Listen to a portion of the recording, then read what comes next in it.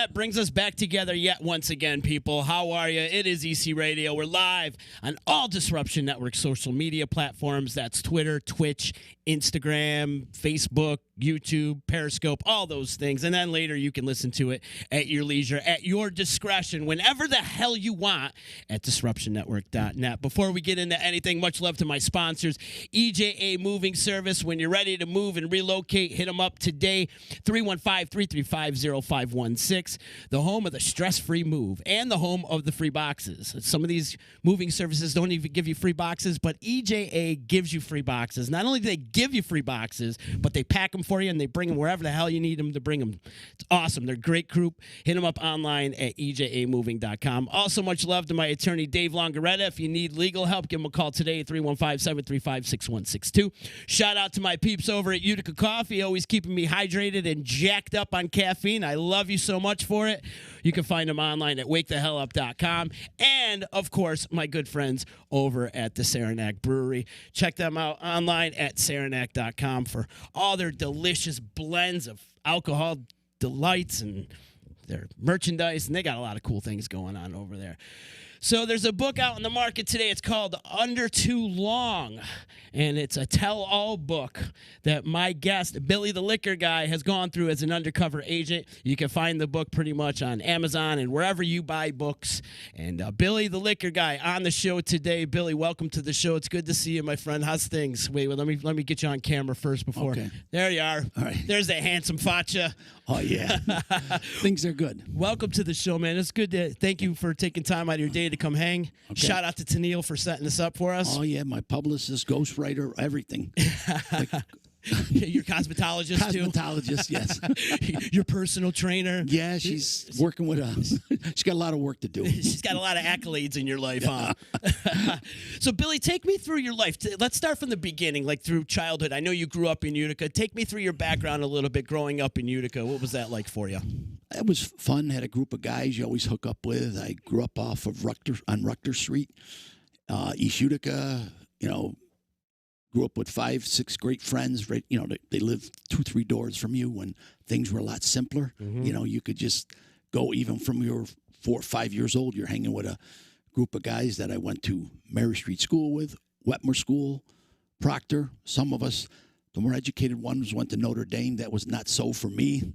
I went to Proctor, which played my share of sports, and then I went to MV, a little bit of wrestling at MV. Oh yeah.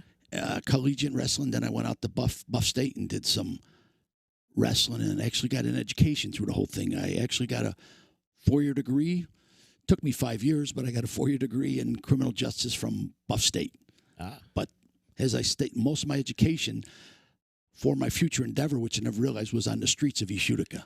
Were you a good kid or were you a bad kid? I'm in the middle. I was in the middle? Always, we did our share of vandalism. Gotcha. Things that we shouldn't have. At the time when you're a kid, didn't burn any houses down. We might have broke a few windows, but different stuff. And shot BB guns at the train that went by behind my house and stuff like, just you get 5, 6 guys together from their 11, 12, 13. Just the normal stuff, at least I thought so, from East Utica. Uh-huh. So, like I said, but I was fortunate, grew up in a good home, stability. Dad was kind of tough. Dad was tough on you? Yeah, he was. Yes, he was. Was he militant?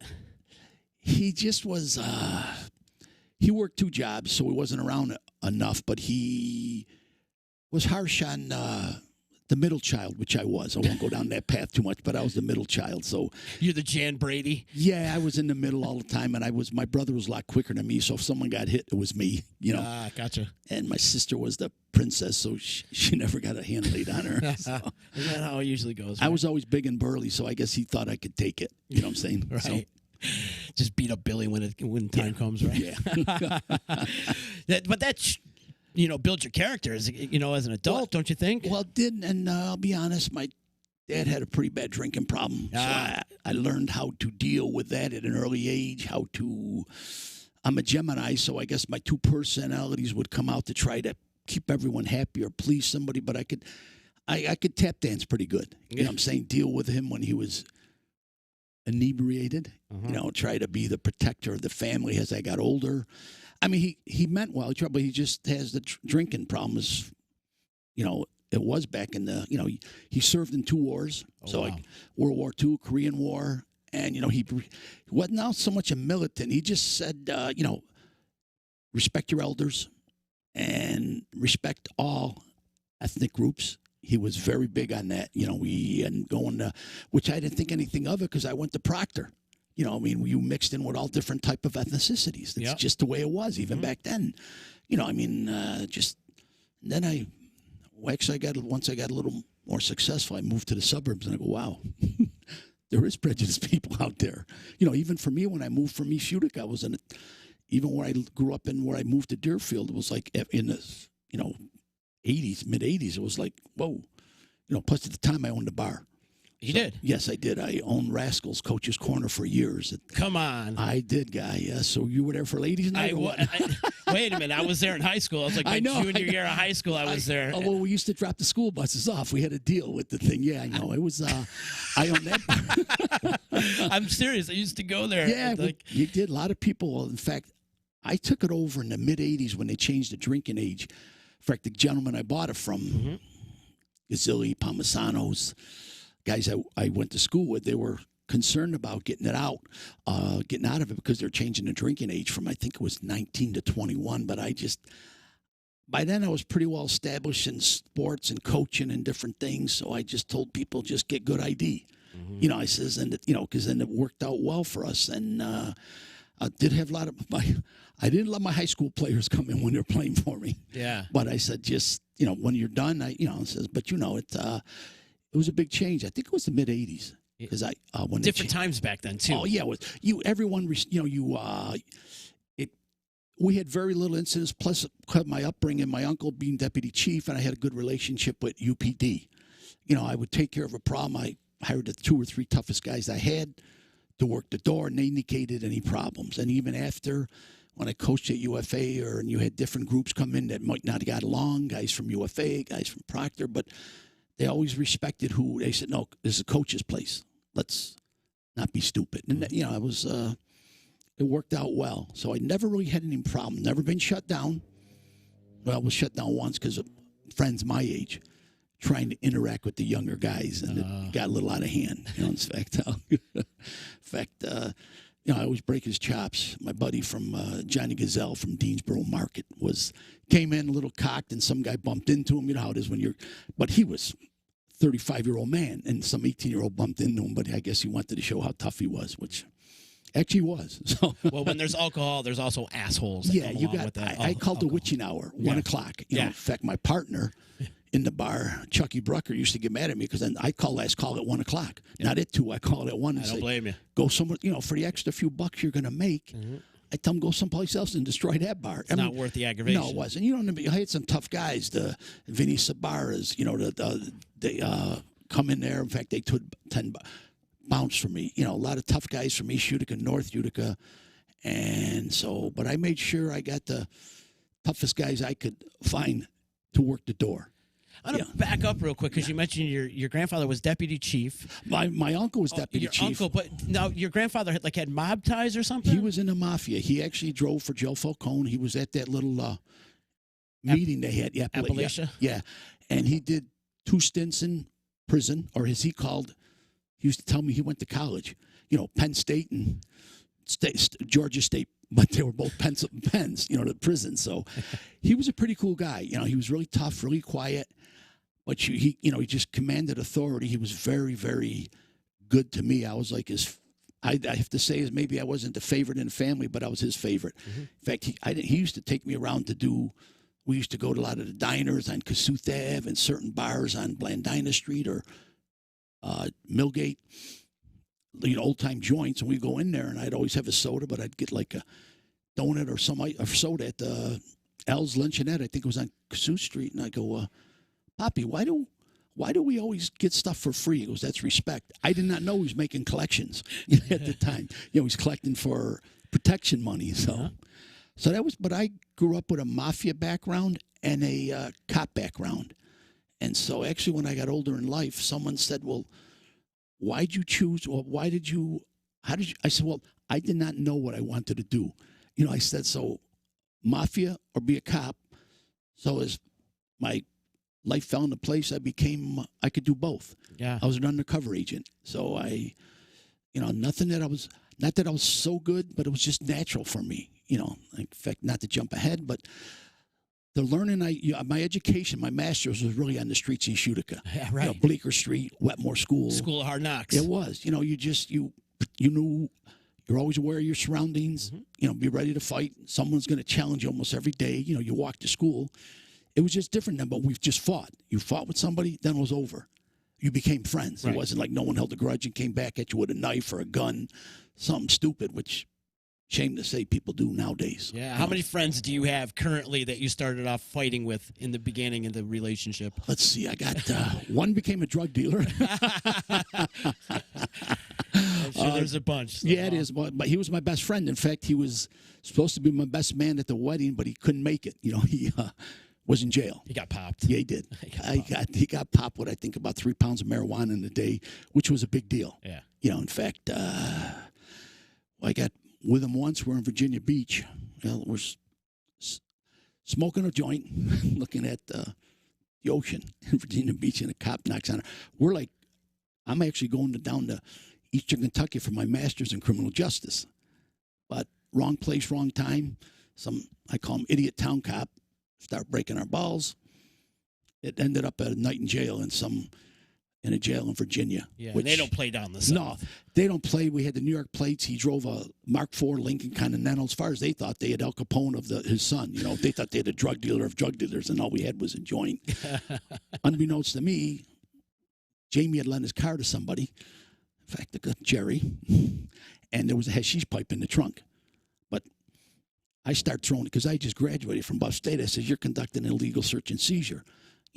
He had no idea what I was talking about. He was a moron. I said, "You can't go in the trunk." I said, no one gave you permission to do that. So, but Jamie, he took the hit, that it was his, because I was going down to Eastern Kentucky to get my master's. Well, that got changed because I posted bail money for Jamie in Virginia because they don't play. Oh, not down there. No, I said, "Listen, I got to go to the bathroom." He points the hole in the floor. I go, "No, I got to take a dump." He still points back at the hole in the floor. I go, "Oh, fuck. We're fucked." I said. Plus, we had this 12-year-old sister in the back of the car eating ice cream. Oh, my God. Yeah, so his parents weren't happy.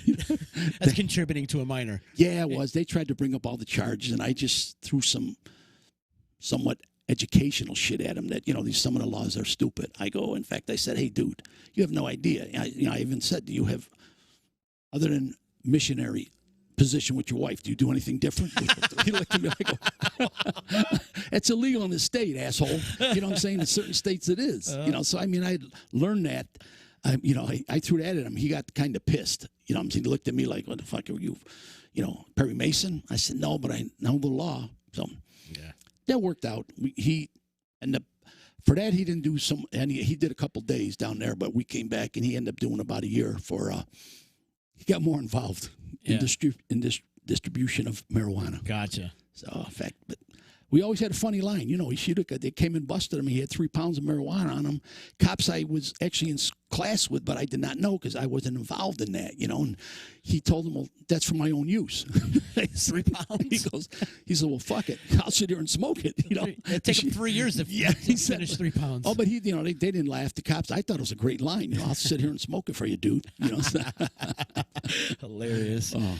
So how do you go into undercover? Is there training? Do you have to go to school for it? Yeah, actually, when the towers went down, my home office was in there. Oh. A Petroleum, Alcohol, Tobacco Bureau. I worked my way up the line to be an actual criminal investigator. And when the towers went down, that was my home office. In fact, I was there a week before to say no to a promotion because it involved me coming off the streets. But I was in, long story short, once the towers went down and the feds came out and said that this terrorism funding was done by illegal smuggling of cigarettes, which is done a lot with certain ethnic groups, Arabs, Hezbollah. They were just smuggling a lot of cigarettes. So my new boss at the time, who took over after, because I lost both of my bosses, Charlie Mills and great guy, ex-Marine, chief of detectives in New York City. He was a tough son of a bitch, but good man, fair. Anyways, after that, they started looking through resumes, and I saw that I owned a bar. And I grew up in East Utica, and East Utica has a notoriety anywhere in New York State, especially. You know, because it's originally the Sin City. You got it. And they still went on. And my boss called me down. I go, oh, I fucked up again. I did something. I didn't know the guy. You know, he said, I want to see you down in the city. I go, what the fuck? Who did I piss off this week? You know, I was thinking, I was deemed unsupervisable by, you know, I call them woodheads.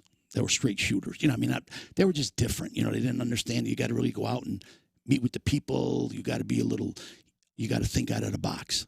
You know, thus. Anyways, he called me down, sat me down, and he goes, and I had a couple run-ins with the Chiefs and different things because actually I was offered the Chiefs position, but I said no because I just didn't want to be inside. That was just me. Long story short, he gets me down there and he says, hey, I see he's got my folder open. I go, oh, shit, this ain't going to be good. You know, he goes, I see you ran a bar. I go, yeah. I says, well, you know, I didn't know because I didn't know the guy. So I said, well, I opened a bar at, 4 in the afternoon. I tended bar. And he goes, I don't want to hear that shit. He goes, what did you do with the bar? How did you? And I said, well, I heard this from other places that there was a lot of tax evasion, guys having 2 cash registers, guys taking in money. And then he asked me some shit about, your grandfather was in the mafia. I go, yes, he was. I thought, okay, they're going to can me or something. But he said, hey, we're forming a task force, and we're sending a couple agents to go to undercover school. And as you get to know me, you can see that I can bullshit pretty good. So I was there for about 2 hours. He goes, I think you make a good candidate for undercover school. I said, so, all right, I'll give it a shot. It's something I thought I could do. Being an Italian from East Utica and growing up, I said, I felt comfortable. You know what I'm saying? And having a bar for 6 years down on, Lafayette Street, so you could deal with, I had a lot of idiots come through there. Oh, for sure. Especially at 1 o'clock in the morning, so you know how to deal with them. Some I'm ashamed to say my relatives. It's usually your friends or your relatives that kind of throw you under the bus, right? Yeah, I had my cousin Larry came in one night and he was a little drunk and he pulled a gun out, and because my partner wouldn't serve him because he was in and out of jail a lot. He was a little influence in my life because he taught me how to get tougher. Yeah. Because he was in prison. I used to go, Larry, how do you? He goes, I find the toughest bastard there is. I go up and I punch him in the face the first day. No one fucks with you. They don't mess with you. No, because I might get beat up, but that's the last beating I get. Anyways, I sent me to undercover school and I did pretty well. It's in the book. Guys walking around, there's about 40 of us in the auditorium sitting there. Everyone's got like khaki jeans on, their hair straight, which is mine is today only because my cosmetologist, what if you combed it? Normally I look like a slob. And he walks around the room and he's looking at everybody. He stops at me and I'm going, oh, fuck me.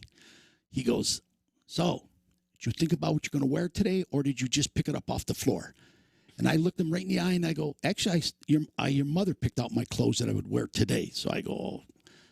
He looked at me and he goes, there's a smart guy. He goes, my mother always knows best. So we hit it off from day one. Wow, he liked your smart ass. Yeah, he did. And he was a cocky bastard, but tough guy. You could just tell the way. And of course, everyone's laughing. And he goes, well, this is going to be a good undercover agent. Someone goes, why? To look like a slob? And he turned to the guy that was all high and tight. They say he had the haircut. He actually had police boots on at the academy for undercover school. I'm going, and he laid into him, and we just hit it off from day one. Said he wanted to know my story. What do you got to use your history of life to be a good undercover agent. Did your dad beat you? Did your mom make you clean up piss from your younger brother? Stuff. He says, if you got some background, or did your dad play with guns a lot? I was fortunate. I told my dad was alcoholic. I got beat my share of times. But I had, getting my down in the streets of Bleecker Street. And then I told him I owned a bar, and my grandfather was in the mafia. He goes, there's a good undercover agent. When he goes, if he fucks up, it's going to be his fault because he's got all the natural ability to be an undercover agent. And it flowed from there. I actually, in undercover school, working with these guys for a while, our last assignment or graduating assignment would be that we had to work with some other agents that had worked undercover. And they were following a little cigarette transportation by some guy in a van at a warehouse somewhere. I think it was somewhere out in Rochester, I forget. where the undercover school was, and we were following them around. They're not going nowhere with this guy, and I'm saying, and we were told, don't really partake, just watch and listen. But I had worked with cigarettes before because I knew it, and I says, you know, the usual modus of operandi is they store them in a warehouse, they throw them in a van, which is always secreted with black windows or garbage bags, and then they transport them to different places. These guys are sitting there, and I'm finally said, fuck this. I said, no, I'm across a main street, and it just came to me about it. I took all my clothes off with my boots and just my underwear, and I jumped across the street, and when the van was pulling out, I just jumped in front of the van.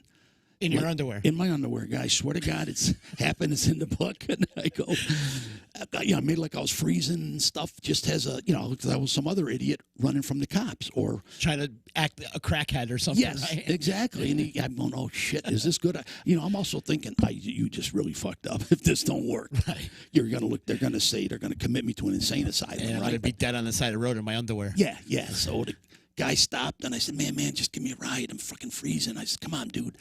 I said, listen, I was at my buddy's house. His girlfriend, one thing led to another. He was out. He was away out. And so now he came home, and I had to jump out the window, but I gave him a whole bullshit story. Ishutica, Next thing you knew, this Arab gentleman let me in his fucking van, or Arab descendant let me in his van, and I looked back, and he had all cigarettes up there. I said, dude, I knew. I said, so. Anyways, not to bore you with all that shit. No, you're not boring me at all. No, it occurred where I saw what he was transporting. I gave him some line that I was in prison for a while, we just chit-chatted about our past history. He kept wanting to dump me off. He took me to a truck stop where I picked up some clothes, to get because I had no clothes. And then I actually convinced him in that time to take me to meet his bosses. So lo and behold, he did after, we went to see his bosses because I agreed that I'd want to work for him. And within as soon as we pulled in the yard where the bosses were, and I thought it was like cops all over the place, because they had called other people, and I'm figuring, okay. But it worked out. Although my people I worked with were pissed. I bet. They were pissed. Because you're just supposed to watch and listen. Yeah. But I got kudos from the trainer, the top trainer at the office, and the cops that were listening to shit on the radio because I was, I said, you're wired up. Yeah, I was wired up a little bit, but not. I had the wire in your underwear. No, I had a key fob. Because I had my key and I had my wallet, and they could listen to this shit, and they're going like, they're on the channel. They're going, holy, because I had cops come up to me and go, dude, that was awesome. I said, but so I sat in the back of the car and I just tried to. I go, hey, I need. Because I couldn't remember everything, but I know I wanted to write some shit down. And, a lot of kudos from the cops, not from the trainees, except for the head of the undercover school. So he just told me when I left, I go, I expect big things from you. So that was one of your first cases? Yeah. That was the first case. I don't know where they came from. I got to be honest. That was not. It just came to my mind like, who in their right mind thinks about taking their clothes off in midwinter? Right. It was winter, and running across a main street and jumping in front of a van coming out of a warehouse facility. And I guess you could say that's when Billy the Liquor Guy was born, I guess. And from there it just went to much bigger and better things to led up to my undercover career, which lasted about 10 years. Were you always known as Billy the Liquor Guy? That just came out because it's just you.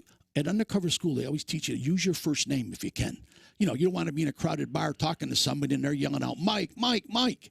And your name, you don't recognize the name. So, like little things I learned at undercover school, like know the car you're driving in.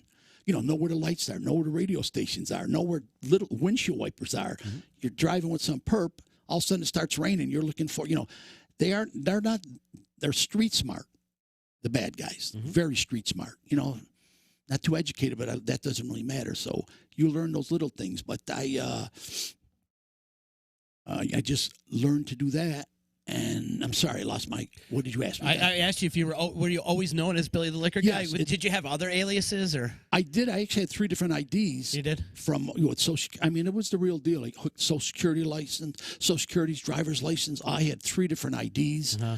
But I only use those, if I got stopped by the cops. Gotcha. So I would be because I probably spent more times in jail in 10 years than a lot of guys did that might have did a few months because I always got arrested with the bad guys. Right. And then I served some, I got put in a cell. In fact, I really tried to, I was in New York City and got popped once by this really asshole cop.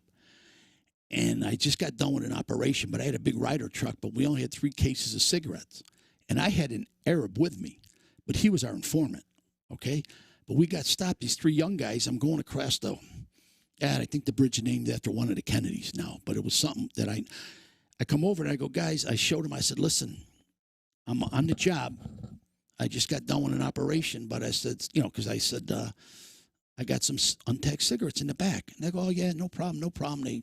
Next thing I know, this guy come over. I could tell he's an asshole. He's got the starch white shirt. He's got more gold on than I ever saw. He's probably a lieutenant, but and he starts ripping me a new asshole that he's got to know what I'm doing. And I said, well, I don't have any idea. I said, I'm an undercover. I don't usually do that, but it was 3 a.m. I was tired. I just wanted to get back to the hotel. Mm-hmm. He starts ripping me a new asshole about, he throws me out of the truck. He throws me up the side, against the side of the truck. And I open the thing and he goes, you got cigarettes. So people start drawing their guns and I'm going, dude. And finally he goes, you know what? Fuck it. I says, because I know if I go to jail for overnight, if I get, there's a special thing in your contract where I can get $10,000 per night. You know what I'm saying? Really? Yeah. So I said, fuck it. I'm going to jail. Throw me in jail. Yeah, throw me in jail. It's a Friday. Willing to go. I said, dude, you just put me on the big clock, The big clock. I said, so he goes, because I'd be going to Rikers Island where I am, you know what I'm saying? But I said, well, okay. At least that's what they told me as an undercover agent. I kind of believed that I get $10,000. Well, I know my family be happy. So, but to be Billy the Liquor Guy, just got born one day when some other really, corner bar, one of my first sales with liquor. Because actually, I initiated it by selling liquor, and then you bring cigarettes in after, and then you build up to the crime, because it all started in bars. Like untaxed liquor? Untaxed liquor Okay. that I was promoting the bars from all the southern part of the state, Binghamton, Elmira. In fact, then I end up dealing with in Elmira with probably the biggest drug dealer who was shipping the stuff up from the city, who I got to be best friends with. Really? Just through the operation. Yeah, I went to his nephew's funeral, his daughter's christening, just like you see in movies, just how it occurred. And he got to be very good friends. In fact, really good friends. People didn't understand it. I felt bad when the guys got arrested because I developed a better relationship than what most of the cops I worked with. Not the unit, but other cops. Quick example. My parents were both in the hospital. And I told the bad guys, this dude, I said, listen, I'm going to be out of the mix for a week or 2. I got some issues with my parents and stuff. They're both in the hospital. I came back after the next week. Not one person I worked with asked me how my parents were. First person to ask me was Double J, the drug dealer out of Elmira. Hellmira, as I like to call it. Yeah, it's different, guy. It's a different world down there. Oh, in fact, they ended up arresting a correction officer who was working, I was working with a biker gang. He was in with them. But he was checking the plates for them for his job. Back then, they could get away with checking plates, okay? And so we end up arresting him. And that was just like a sidelight. But yeah, Elmira, that's a shithole in some it really places, is. I guess. I hate to say it because places I was were shitholes. Not a lot of teeth in that town. I know. Especially at the biker bars. Right. I can only imagine. So you would get close with these people you're infiltrating. Yeah. Did you ever feel guilty after they got busted? I did. Yeah. With him, in fact, it got even worse. Double J called me when they actually firebombed this house because he wouldn't come out. Uh-huh. He called me, and I had my special undercover phone. I go, oh, fuck. I figured he was going to rip me a new ass, so I didn't want to confront him. I felt bad enough. Anyways, I listened to the message after. He said, big dog. He goes, don't come down here. They're arresting everybody. Wow. He gave you a heads up. Yeah, he did. So, in fact, and then I saw the asshole side of cops. They might not like it, but some of these guys they never really worked in the field, but they were all brave and tough when they got the guy in the interview room. You know what I'm saying? And of course. He's like lambasting this guy. And he actually, one of the cops, he was an investigator for a different task force, I should say, and he actually gave up my identity. This Double J was playing hardcore, really hardcore. Told me, go fuck yourself. I want this, that. Right. He says, listen, you think you're so smart? You sold to an undercover agent. And actually, the other 2 guys in the room with him, who were street troopers, I called, they went nuts on him. They ended the interview. They go, come on, we got to talk. They ripped him a new asshole. They go, what the hell's wrong with you? You know what I'm saying? Because I always got arrested. And they knew or somehow got put that I was, I was like the main guy that I was doing years. They put me up in Dannemora or Rikers for a while or just, because somehow it always got out there that I got arrested too. But Right. this guy, for whatever reason, he was more interested in his own notoriety. That's the best way I can say it. And he was an asshole. Yeah. So, but he was big into politics. He knew somebody of somebody who knew somebody. So That's how it always goes. it is the higher ups. This me just, some of them. I respect anybody that put time on the street. Mm-hmm. But if you didn't put time on the street, I just, at first I was trying to be nice. They tried to tell me. I had guys that never worked on the street, let alone undercover, and telling me what I should say or what I should do when I'm walking in a bar. But because I own the bar, I just did what I normally do. Yeah. Either buy a drink with somebody or watch a ball game or Just being you. Just being you. Just start interacting with them. And, hey, if you need some liquor, guy can help you out. But would it take you a while to earn the trust of the people you're infiltrating? It would, but you'd be surprised. You do a couple deals with them, and it's almost like they don't get arrested. Right. So they know, okay, this dude can be for real. Uh-huh. But to get really close, normal. A lot of the places I just started, I was okay. They knew me as Billy the Liquor Guy, but a few guys I got really tight with, and especially when I start doing dealing the drugs a lot. In fact, Double J showed me how to. I never knew what crack was. I mean, I heard about it, but he showed me how to make crack and different things. He took me into his, private stash house, and I got in trouble with that because with the same asshole with the Attorney General's office, and nothing against the Attorney General's office. This guy just was a horse's ass. He told me, don't leave the bar, because the bar, which was a Jamaican bar. But again, not to jump around, but I went full bore. Once I met this guy, I gave him a couple cartons of cigarettes. I didn't know who he was. It was just by a fluke that we were just selling liquor at this bar, which was mainly we thought was a redneck bar, but it was actually run by the Jamaicans who did it through a white guy's license. Okay, but for whatever, I hit it off with him, and he started, I sold him some cigarettes and different things and liquor, and actually he was Jamaican. So I said, dude, what's with the hats? The Jamaican hats, how they got all different colors. So he educated me on it. And the hats that would cover their dreadlocks? Yeah, cover their dreadlocks. Each one has, and I'm getting old, I forgot. But one was the blood from the country. The other one was loyalty. The other one it was all different things. My ghostwriter. Red, yellow, and green. Yes. Yep. My ghostwriter, Tennille, will probably remember that. I wouldn't. Anyways, long story short, I reached out to a Jamaican investigator down in the city. He took me to this Jamaican market, and I bought this shitload of Jamaican hats. I come up to Myra, New York, with all these Jamaican hats. He thought I was the second coming of Christ. I said, he just like, dude, he thought it was, we were brothers. He called me a brother from another mother. Just by doing that extra thing, which might look stupid, got me in tight with him. Really? And, like I said, I got. Did that take months or years to get in with these guys? No, it's a few months. We started doing, probably about a year, because it took a long time before I started doing that. And then I started doing, I kept telling him my line, I didn't buy a lot just for Coke. I said, hey, I need something to help me,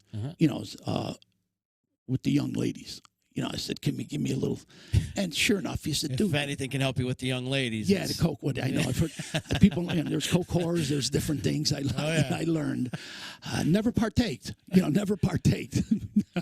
There's something in the book that's pretty interesting. I'm sure you had to, though, if it's in front of you. And, because the bad guys would look at you like, oh, you're not going to do it. You must be a cop, right? And anybody, I learned from my best friend, the director of the Undercover school, you make the decision. Really? Don't give a shit. Like, did I partake and did I smoke marijuana? Yes. Mm-hmm. Oh, and they fucking Jamaican shit, I'll tell you, that'll kill you. Yeah.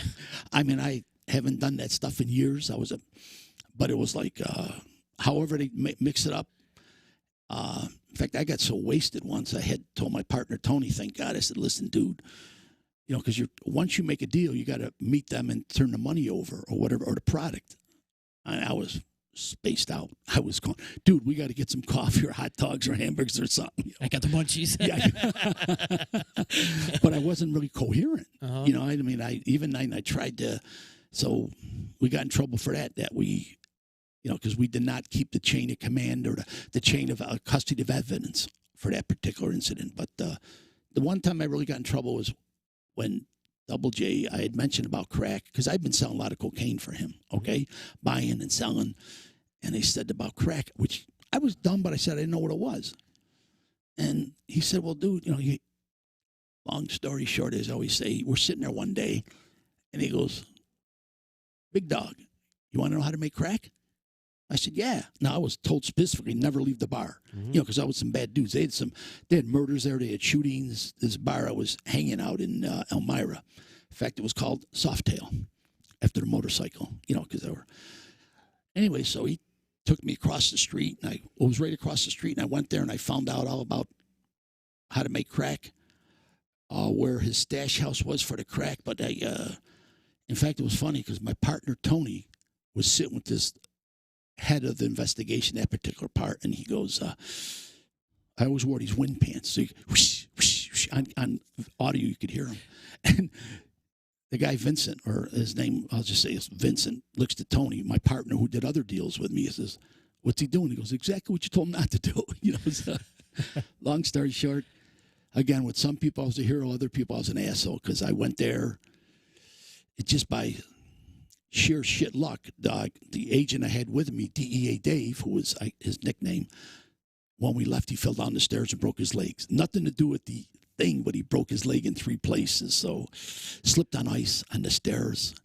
And the other Vincent utilized that to rip me a new asshole. But the people that mattered, the street people came and says, nice job, which I thought I did. This is my job. How could I say no to not go across the street? So, but to answer your question, yes, gained some trust. It took months and at least a year with Double J. You don't just go and, hey, can I buy some Coke? Right, exactly. No, it just don't work like that. Who's this crazy white boy? Yeah, I know.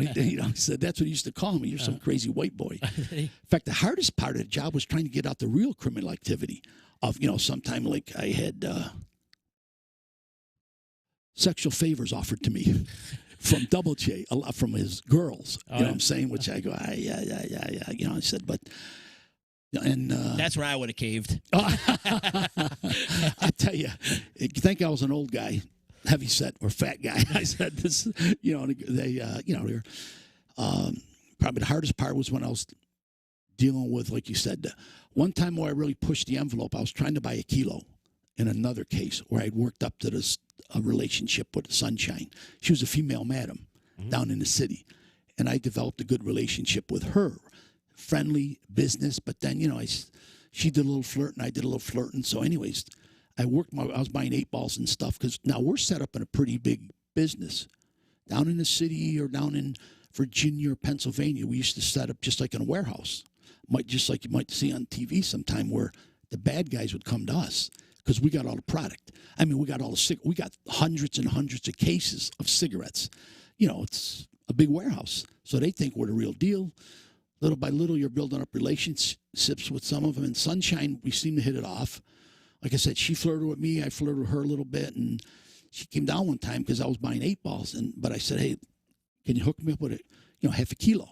Started. She goes, I mean, that didn't just happen. Right. There was a lot of coffee time. You do a little go for an ice cream. Got to build a relationship. Yeah. While they're loading the cigarettes, I take her across the street for a cup of coffee. Anyways, I asked for the half a kilo, and she comes down once with 2 of her girlfriends, gorgeous. One looked just like J-Lo, and the other one looked like Jesus Christ, Mariah Carey, if I'm saying it right. Right at the time, I'm going. She goes. She called me, her nickname for me was Silver Fox. Yes, I'm sure I'll get my balls broken, Silver Fox. But she goes, listen, you got to do one of my girls to buy that kilo. Because I said, well, and again, I'm in a warehouse where we're all mic'd up, audio, video. And I go, that can't happen. Now, I don't know where this came from. I go, that girl, yes, I don't have any blue pills. She goes, I do. So. Of course she does. I know. I go, I'm dirty, I'm smelly. She goes, well, no, but I said, listen, that's not going to happen. I go, that one looks just like my daughter. I don't know where that line came from. It's just to try to get out of it. You could have a whole bottle of blue pills. Ain't going to matter. Right. It ain't happening. She goes, no, you don't understand, Silver. You got to fuck one of my girls. I said, well, and then I start playing her up. I go, listen, That ain't going to happen. I'm not. If I'm going to have sex, it's going to be with you. It's not going to be in a warehouse. It's going to be at a nice hotel. We're going to have a nice dinner. I'm giving her the issue to shit. You know what I'm saying? It's, oh, Silver Fox. You know, so I go, listen, come here. So I took her off set. And in the bathroom where there was no, as we call offset, and there was no camera. So I said, listen, I'm not having sex with you here and stuff. I go, but I go, hey, why don't you know, give me, I had her give me a line of Coke. I had her take her pants down. I put it on her ass, and I made like I did a line of Coke off her ass while she was bent over the sink. Yeah. So you do the blowout technique instead of the blow-in technique. It's almost like not inhaling. I know, buddy. It's what. But that's a good technique, though, huh? Yeah. I got ripped, and I got kudos. In fact, my best bud on the job was Jeff Who in the book, and he was. Soon as she, in fact, I'm sorry, she pulled my pants down because I had wind pants on. She pulled them right down in the warehouse prior to that. And she goes, "You're ready." I go, "What the fuck?" I go, anyways, which I was not, but she was just, you know, and I became very famous for that in a lot of ways. A lot of good, a lot of bad. Oh, I'm sure. Did you fear for your life every day, though? Or were your walls built so high that it was just a job? You know, and that's where I realized I was getting too deep. Yeah. Where I didn't care. Mm-hmm. Second nature type. I just looked forward to going to the job and just trying to be. You looked forward to going. Yeah, I did. Yeah. I couldn't wait to get to work. Love the action. I did. And I didn't realize I was getting addicted. The job was my drug. And I didn't realize how much it was affecting me till later on in my career. I became Billy the Liquor Guy. Like even when I'd come home, if would say, "Why do you come home? You sleep on a couch for 2 days. The phone rings and you're gone." Yeah. Was it hard for you to shut it off? Yes, it was. Yeah. Yes, it was. I got to admit, I was annoyed. I was aggravated when I was home. I just felt I was that guy. Plus, you know, we're putting you in nice cars, nice hotels. I'm traveling all over the country, going up and down the East Coast, selling my wares. Oh, I definitely became Billy the Liquor Guy. Was there at any point that you thought you're too old for this shit? When I retired, I got hit with PTSD pretty bad. Did I went from up and down the East Coast. I went to Africa to try to track some guy down when I was retired off the job, just because they could send a civilian there to bring one of our informants back from Tunisia. And I guess it was something to prove that I could still do it. But prior to that, once I retired, about 2 months into retirement, I went from traveling over. I couldn't get off the couch. Panic attacks, fear. You know, I went looking over your shoulder all the time. Yeah. Images of, you know, I saw people. Because I got a gun pointed to my head in one incident on the job, and it misfired. But that I didn't think about that shit. I just felt, well, I don't want to say I'm invincible, but I was so into doing the job, I didn't really care. I never thought about anything. In fact, they always hammered me because I never would wear a gun. You know, I said, well, because they think I'm a cop. My line was going to be, "You're right, dude, I am. But there's about 20 agents outside. Right now, we're just dealing with, you know, a small drug dealer, cigarettes. So they come in here, they're going to shoot everybody, me included." So, you know, but thank God that never happened. But that was my line because they said, "Well, you know, I wouldn't carry a gun because the one who wins a gunfight is the one who pulls it out first. So if they think I'm a cop and they put a gun in my head, I'm not going to be reaching for a gun. I'm going to stand there and say, 'Yeah, dude, you got me.'" You know, so, but it was during the job. I loved it. After, it was a struggle. I mean, there was a lot of dark places I went to. I can imagine. For years. Yeah. For years. In fact, this gets kind of a little emotional. The day I got the gun pulled on me, it was weird because I always looked forward to going to the job. But that night I couldn't sleep. You know, I had to meet some couple people down in the Bronx just for a small half-ass deal. And actually I was training someone about I was training another undercover, how to handle it. But I'm sorry, he was an informant, wasn't. So he was trying to do side deals, which was getting out of hand. In fact, he got beat up once, and I kind of intervened, and it worked out. The next time I said, "You ever do that again, I'm not getting out of the car." Whatever reason, that night I couldn't sleep. We go in the morning, all of a sudden these guys come out, the guy pulls a gun on him. You know, or he's roughing him up. So I go in there. I said, "Oh, I can't let this guy get beat up." All of a sudden, guy pulls a gun on me. And I didn't know what the fuck was going on. You know, you kind of black out, but then I go, it misfired. when I go back to the hotel that night was God's truth. I don't believe in this stuff, but my Tennille can relate to that. Her sister lost a child in crib death. I saw him, Joey, flying above me with wings on, how he was when they buried him. Divine intervention. That was, I never would believe in that shit. This is on my kids. Mm-hmm. I figured, I broke down and cried almost that whole night. Like, there was my great nephew would call him, but there was like, there was a lot of stuff after the fact. Like, my family members went to seances and different things. And like, I never said anything about the job, but he goes, well, did your husband or did he ever tell your uncle tell you about the gun that got pulled on him? Like, I don't, this guy maybe just assumed I was a cop that had a gun pulled on him, but he goes, no, the gun that misfired. And I'm going, of course, everyone asked me. Some medium told you that? Yeah. Yes, it was. They were, but I would break down. In fact, my niece, Tennille, I start crying at the dinner table, and she goes, what are you crying for? But it was just a breakdown. You know what I'm saying? But if they didn't tell me that, I never would have believed it in a million years. How grateful are you to be alive? Now I am. Yeah. Back then, I didn't give a shit. Well, when I was trying to, during the job, I never thought about it. But the PTSD, really, that's a nasty thing. Did you have flashbacks of your dad having PTSDs too? No, it's more about, in my job, I found, I saw people cut in half on the job and other things. I responded to an accident, which wasn't my cup of tea, but it was like it was in the area, and I'd go, and there's people on Route 87 up the Northway, and I'm actually in swim trunks because I'm off duty, but I'm responding up to Plattsburgh, where was my place, and I come upon an accident. One of these got his head cracked open, her brains are out there. Another guy's cut in half on the guardrails. They fell out of the van. And I go, I never really thought about that so much. I go, okay.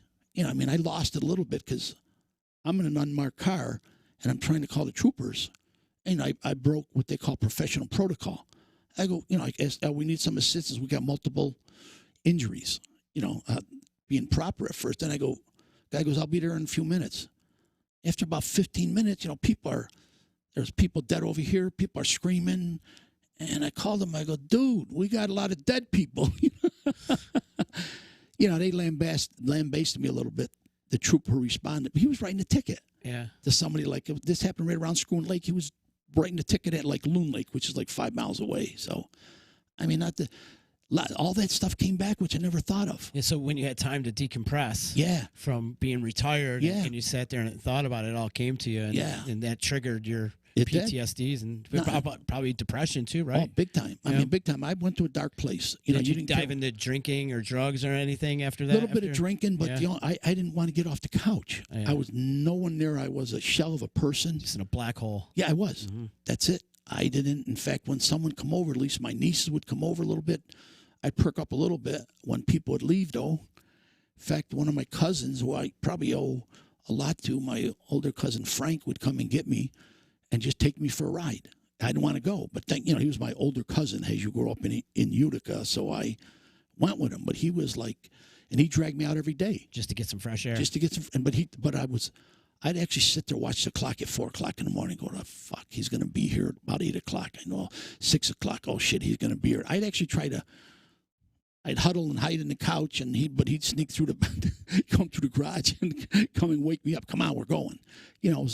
Even though I was a 50-plus-year-old man, this was my 70-plus-year-old cousin who was 19 or, was 25 when I was 14. You know what I'm saying? So but family was good. Yeah. My family was good.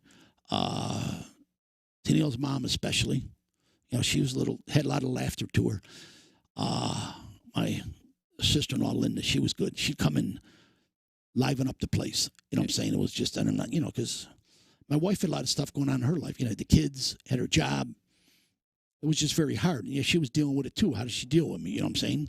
And she said, I don't know if I'm going to come back and find you dead on the couch. Oh. That was at that dark place. Are you still dealing with PTSDs? No, I learned how to control it. I finally went to see a psychiatrist. Mm-hmm. And he's actually the reason I wrote a book, because he said, it was document fun. Your journey. Yeah, that's what it was. And he said, just make a journal. And, of course, it was funnier than shit when I told him, well, because I tried to do it with therapy. I tried to do it with different things, self-healing, which just didn't work. Anyways, it was funny the first time. I actually laughed for the first time I came in there. He says, so what do you got? What's your, and I says, well, listen, I'm I worked undercover for 10 years. I was at the World Trade Center. I've been shot at. I had a gun pulled on me, misfired. He reached for his pad, and he goes, what do you want? What prescription? I'm going, and he made me laugh. I said, he goes, but he just explained to me as a professional that it's you've got to have help. And yes, you need meds. Yeah. Okay. Did you get into the meds? I did. You did? But I didn't like them at first because I was not a med person. But I finally realized, and they were just subtle stuff just to help you crack the barrier a little bit. Like a Zoloft or something? Yes, make you relax. Very good guy. And then I called what I had my happy pills when I could really, I couldn't fight off the panic attack that they would pop those in your... That's called Xanax. Yeah. Guy. But I could after I said, wow, this is good, man. I said, train's coming. Wow, yeah, it is, So, but no, he said, make a journal. Yeah. And I started doing a journal, and he looked at it after about 6 months, and he goes, Billy, this is you got a book here, and I talked to my niece who was a journalist, and I said, hey, what do you think? And she said, yeah. And it took about 5 years to write because of our schedules, her busy mom, teaching, doing all her different things. But we'd sit together, and all of a sudden it came to fruition. And next thing I knew, she sends a whole bunch of things, the manuscripts, whatever you call them, the publishers. And within a week, we heard back from a publisher from L.A. Wow. Boom, boom, boom, making deals, going back and forth, and some negotiations, which she yelled at me a few times, because I was holding firm for, not to say would, but I said, the big money's in if they do a documentary on Netflix or anything. Yeah, docuseries. You're right. So I'm holding out. I told the guy, our publisher, I said, listen, you got nothing to do with anything if it goes to a movie or anything. We battled a little bit, but finally she says, make the deal. Don't take the first offer, though, Billy. No, and I had my attorney, Peter Carl, who was very good. He said, he said, listen, be patient.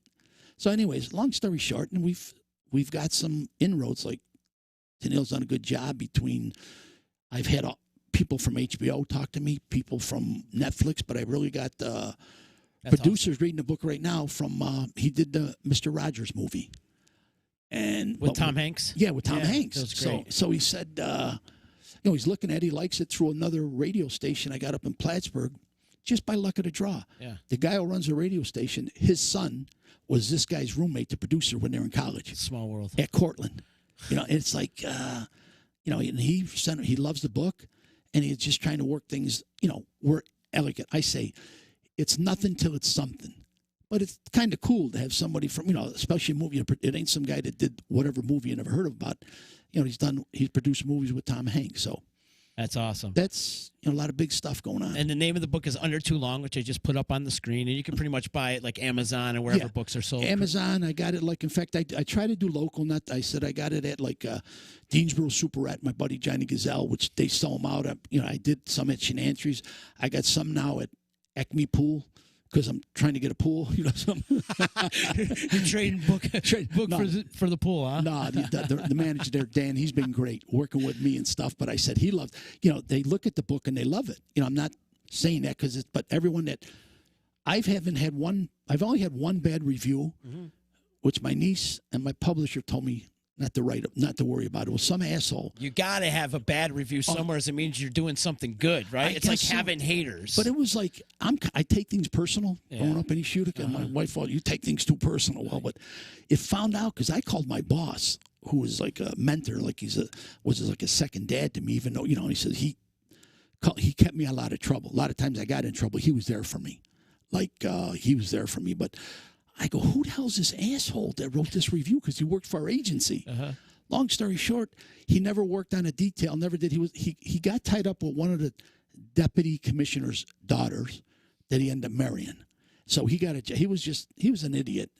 But even my boss, Tom Stanton, goes, Billy, don't let him bother. He's an idiot. But he wrote a really, this is all fake. This didn't happen. Where he got 20 other reviews who said, I got all the documentation because my ghostwriter, Tennille, was excellent about that. Documentary with articles, TV stuff. That's it, because we were pretty famous for a while. Yeah. We took Michael Jackson off the front page when he died, because there was a big takedown we did in Pennsylvania, I believe. Was that in 07? Yeah, yes, because that was we had some, a lot of heavy stuff go down, and it was funny. I go, wow, we took Michael Jackson because they had a picture of a couple Africans were going to rob us at the warehouse, and we got the heads up from Sunshine that they were going to rob us. So we had it all, we had obviously made a plan, how we going to handle this, how we going to do it, bop. They come into place, and they were, big sons of bitches. They were like 6'4", 6'5", and they had trench coats on, but we've been dealing with them. But we also knew that they had given us counterfeit money a couple times, which we were going to hammer on. But Saeed, our undercover, who actually brokered the deals, because he was an Arab, and most times they won't deal with you unless you're an Arab. So he was our contact person. Anyways, they come in, and for whatever reason, Saeed didn't follow the format. He took the money, and he ripped it up and threw it in their face. Okay, so all of a sudden, they're starting to reach for their fucking guns. You know what I'm saying? I had to drop. I put one gun to the back of the guy's head, and I said some nasty-ass shit. Which wasn't politically correct. So Tino goes, we got to clean this up a little bit. So anyways, it all got in control, but then, there were some minor altercations, but we got them out of there. And I dropped a few profanities and a few ethnic words that weren't proper. Mm-hmm. Not politically correct. And I always said to anybody, listen, I'm who I am, but I grew up, I've had a lot of friends always. One of my best friends front cover of the book is Chad. He's African American. I lived at his house. So I don't want to explain that stuff, but things are different on the street. Yeah, right. Just when you occur. But anyways, the ghostwriter's like, all right, no more. I know. But anyways, I got called in internal affairs. But these Africans went across the street and tried to rob the Dairy Queen because they were pissed off. Because we couldn't interact because we're still undercover. Mm-hmm. Anyways, they arrested him, took him down on a highway, and it's all on the front pages of some paper in Pennsylvania. But I did get in trouble. I had to go to internal affairs with my boss, Tom Stanton. And he just, he was cool. He just said, he'd always ask him, gentlemen, before we start, how much time you got on the street? That's like a thing cops ask each other. And then he goes, you just answer me because they didn't say nothing, let alone undercover. He said, let me tell you something. He's been shot at, he's been beat up. I said, he's been talking millions of dollars, arrested people with drugs, guns, bombs. I bought a bomb from a white supremacist. And he said, he just said, you know what? He protected the investigation, the safety of it. He kept the integrity operation going. So we're done here. Stood up, and I'm looking at him like I'm dumbfounded. He goes, we're done. We walked out. I don't mind. It's when you're judged or reviewed by people who don't work in your job. Yeah. That's tough to take. Right. Someone told you they never did a radio thing in the world. Is, you should do this, or why don't you do that? Oh, Billy, I get it off. Okay. But I don't care. It doesn't, but it took me a while to understand that because I tried to be that pleasing nature, and I thought, it'll tell me stupid stuff like, anyways. Yeah. I want to go back to the PTSDs. Yeah, okay. So how do you maintain your mental health currently? Swim. I swim a lot. Yeah. I swim. I enjoy my nephews and my great nephews and grandkids. I try to be around them. But my solitude, which got me back to normalcy, was swimming. Swimming. It's always been. You swim every day? Yes, I try to. In fact, when I had the PTSD, the good thing is, I'd be swimming in lakes in November. Mm-hmm. Up here, Hinkley Lake, I just go because one of my effects was swim at Hinkley Lake in November. Yes, sir, all the time. So you're part of the Polar Bear Club. I did that too. Yes, I did. I did it in January 1st or something in Plattsburgh when I was up there. But more, serious swimming. My body was always like I had a high temperature for whatever reason. Uh-huh. I was always warm. You run hot. Yes, I do. I jump in the lake and not think nothing of it. In fact, that was always my solitude, swimming. I try to swim every day, even up until I would swim at my buddy's pool a long time, who his kids grew up. I grew up with him, but I go up around the corner to my buddy, I'll say El Rachi, and I just swim in his pool every day, twice a day, sometimes 3 times a day. Especially, he specifically opened in April for me because he goes, you're crazy. Because no heater, no nothing. And I swear to God, I think it was built above spring because it's colder than shit. What kind of advice would you give somebody who's suffering from PTSDs? I've done a couple little talks, and that's what I've worked. I said, I walk in, it's very simple. I said, I try to, before I say anything, I walk in, I go, hey, how you doing, guys? I said, who here's had a bad day in the last week? Raise your hand. I go, who here, and I raise my hand. I said, who here doesn't really give a shit, whether they live or die? And I raise my hand with them. And then I go, who's tried to commit suicide? And I raise my hand. And, you get their comfortability, which is, then I just start talking. I said, guys, I never thought I'd be here. Never in a million years. But it's like, life is great. You got your family. I know I always judge people that commit suicide, but until you're in a really dark place for a long time, I'll never do that again. But I just tell them, I talk to them. I said, guys, you got every day's good. Every day can be good. You're going to have your ups and downs. But think about it. So when that sunset goes down and you think, okay, I did that. Even if you got and watched the TV program for a half hour, because I can even, it's little starts, little steps. I just tell them you're never cured of it, but you can live with it and deal with it. Okay. Because I have my moments where I'll have to pop a happy pill, Mm-hmm. Never two. Don't take one to nothing. That was my motto back in the day. Don't take one to nothing. I know. I've been there where I'm going, hey, how you doing? I ask a lot of my guests this question, and this actually falls right into, if you could go back in time, hop in that DeLorean and give yourself some advice, what would you tell yourself? What kind of advice would you give yourself if you could go back in time? I thought about it. Be the same. I enjoyed every moment. I can say I enjoyed my childhood. I would do they have asked me once, another radio station asked me, well, would you do it again? And at first I said no, but when we came back from break, I go, you know what? I would, because I was Billy the Liquor Guy. I was the happy-go-lucky guy. I've always liked challenges. I felt in my small part, and the guys I worked with, El Babo, Jeff Hu, Nick at Night, from after the Towers, we did something good for a decent amount of time and tried to make a world a better place. I'm also a realist that, I could, I said, sometimes I sit there and I said, you did okay. You did your little part. Was it going to change a lot of things? There's always going to be drugs. There's always going to be unrest. But at least I tried to, I put my time in and did something good. So I wouldn't change anything. Have you ever bumped into anybody you put away after the fact? Yes. Yes? I was on my way to visit my ghostwriter in Long Island. Come on. I swear to God, on whatever that main street is, main concourse or something. I'm in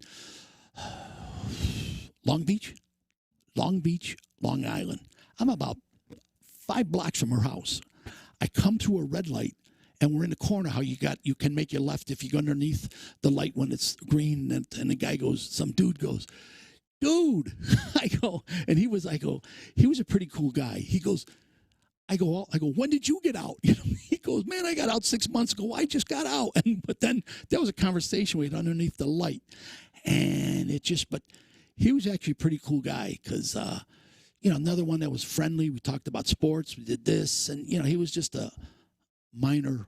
He actually just did cigarettes. I never sold him any drugs. But there was another time I was with my family going to my daughter's graduation. And I had mentioned stuff to my wife before because it happened a couple times. I said, hey, when I tell you to walk away, just walk away. Mm-hmm.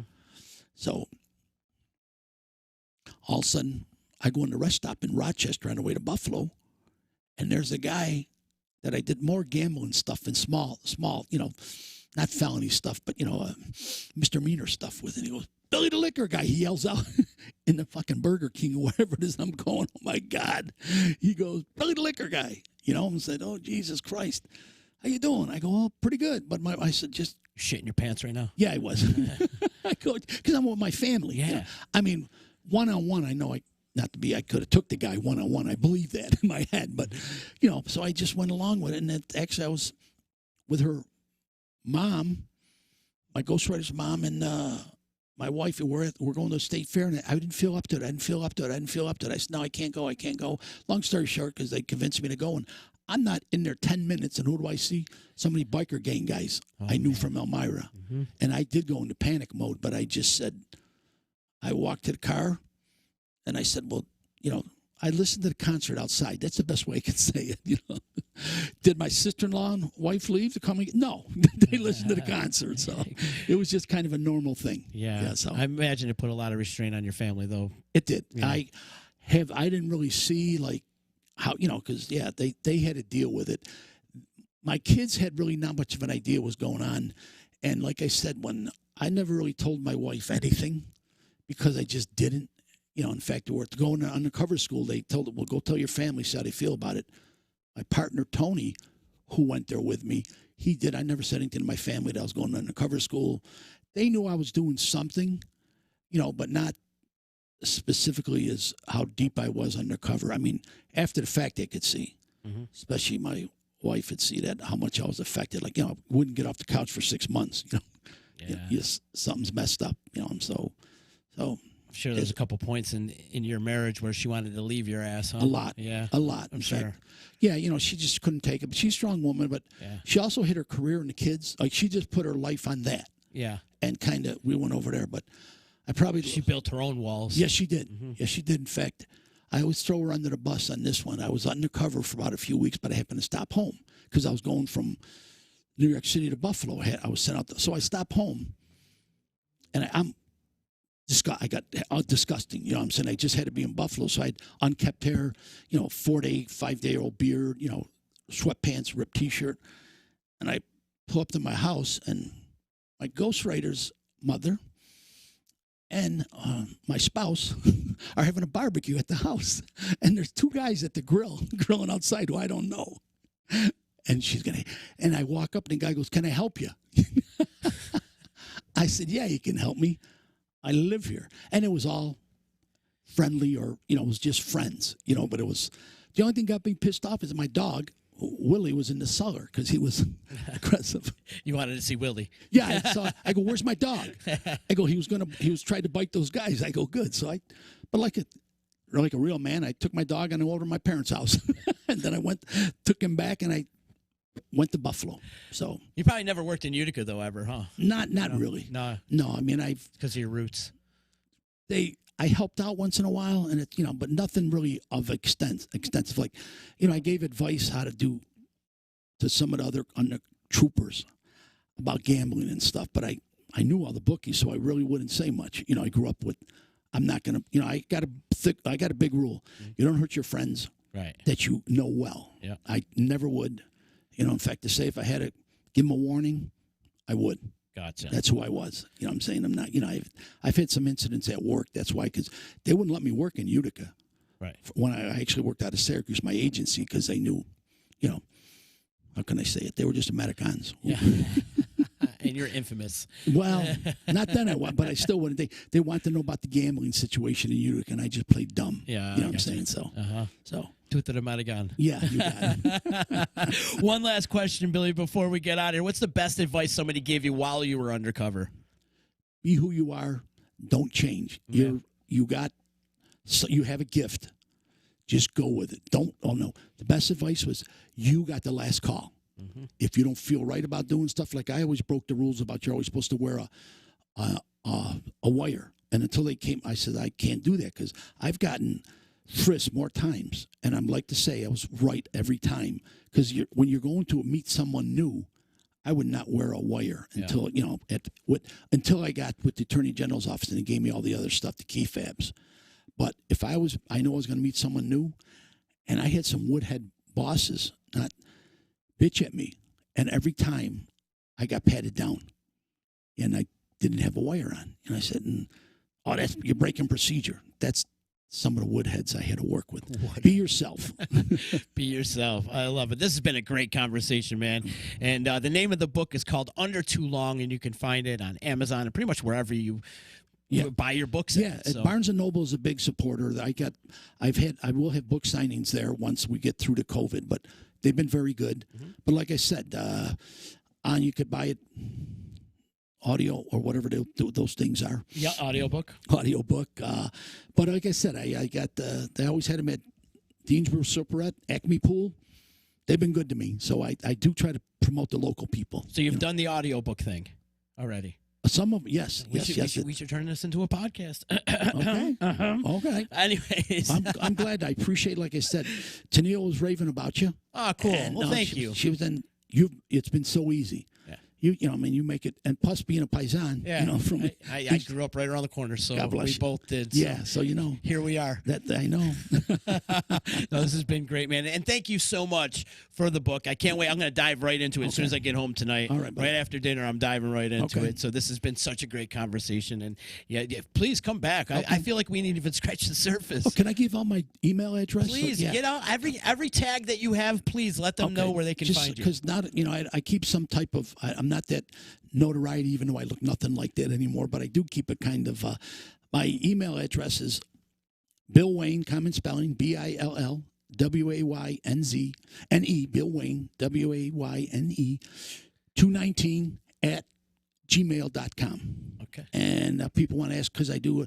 I haven't been that technical with a lot of stuff, which people want to know about the characters, what they're doing now, how is a certain guy, and one last thing, sorry to say, but everyone's doing okay, but 4 of the guys, and myself included, did seek psychiatric help. Yeah. It just, it wasn't just me. Like I said, one guy was the deer slayer, who I still don't know who he is, but he had some serious issues. Nick at Night was fighting it off, and a couple other guys had some issues with, it was pretty hard on them because everything I went through, they were right there. Mm-hmm. And you're a different person for years. It affects you. Yeah. So. Right. Are you on social media or any of that? Can they find you on social media like Facebook? And I know you were on Instagram. I found you on Instagram. Okay. So, yeah. My ghostwriter, my publicist, cosmetologist. She's got a lot of accolades. She does. She's done a lot of good things, and I was impressed the way she handled it because she had no idea what I was doing, and no one's been aware of that. And she just started from the beginning. And anybody I talk to that knows me, she got me. When I read the book, I'm tearing up. I go, wow, she got me. I mean, and she went from, nice lady, very professional, and her degenerate uncle comes in giving her the story. In fact, they wanted to come up with her, and her sister came up with where's Uncle Bill? Mm-hmm. Because I was never around. But I thought that just made it too soft, and then we came up, she loved it, but I was impressed. I could see myself talking to every little situation. So she did a great job. I'm where I am with the book is because of her. That's awesome. Would you do another book? I would have had some talking about because there was a lot left out. The prequel or some of the other stuff was left. They got 150 pages, I believe, that the publisher didn't use because of it was a lot of the more pre-stuff, East Utica, which my work up in Plattsburgh, but they didn't really. It was like criminal activity, but they really bounced it out. And I've asked people mention about, would you do a sequel? I said, yeah, so. Well, there's enough material that there's a lot of stuff still not said. And the statute of limitations are all up, so I'm fine with anything. Yeah, you're good now. Everything's clear. Yeah. I make sure.